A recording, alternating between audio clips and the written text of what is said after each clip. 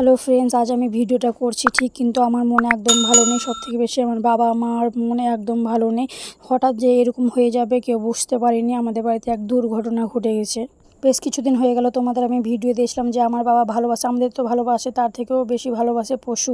তো তোমরা জানো আমাদের বাড়িতে ছাগল আর গরু আছে। তো বাবাকে আমি জিজ্ঞেস করলাম এরকম কেন হলো, তো বললো এটা একটা অসুখ। বেশ কিছুদিন ধরে এই অসুখটা ছড়িয়ে পড়েছে পুরোটাই। তো হঠাৎ আজকে সে মারা গেল।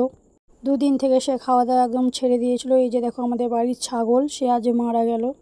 তোমাদের এর আগে আমি একটা ভিডিও দিয়েছিলাম যে টুনটুনি আর টুনি, মা আর মেয়ে। মা আছে কিন্তু মেয়ে মারা গেল। এর আবার দুটো বাচ্চা হয়েছে, তারাও খুব অসুস্থ। এই যে তার মা, যে মারা গেছে তার মা, এরা একসাথে বাঁধা থাকে, বাইরে খাওয়া দাওয়া করে একসাথে। আর সে একা, কিন্তু এই মা কিছু বুঝতেই পারছে না যে তার মেয়ে মারা গেছে বা কিছু। জানি না এই অসুখে মারা গেল, এখন এদের কি হবে। এই যে দেখো বাচ্চা যে মারা গেল, তার দুটো বাচ্চা আছে, এটা একটা বাচ্চা। এদেরও শরীরটা প্রচণ্ড খারাপ। তার যে মা মারা গেল কিন্তু তারা বুঝতে পারছে না। এই যে আরেকটা বাচ্চা, এরও প্রচণ্ড শরীর খারাপ। বেশি দিন হয়নি এদের, 2 মাস হলো, এখনও এরা ঘাস খেতে শিখিনি ভালো করে, আর শরীরটাও খুব খারাপ। এর মধ্যেই তাদের মা তাদের ছেড়ে চলে গেল, কিন্তু তারা সেটা বুঝতে পারছে না।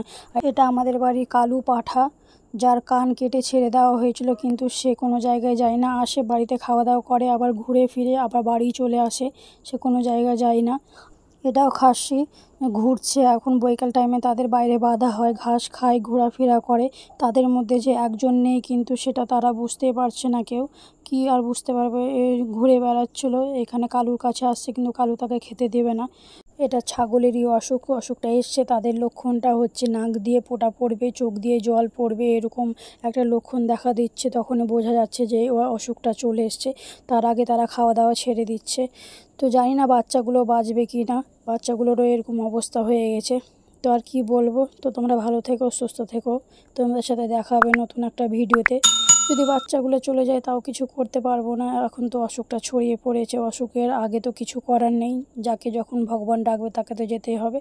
তো দেখা হবে তোমাদের সাথে নতুন একটা ভিডিওতে। বাই।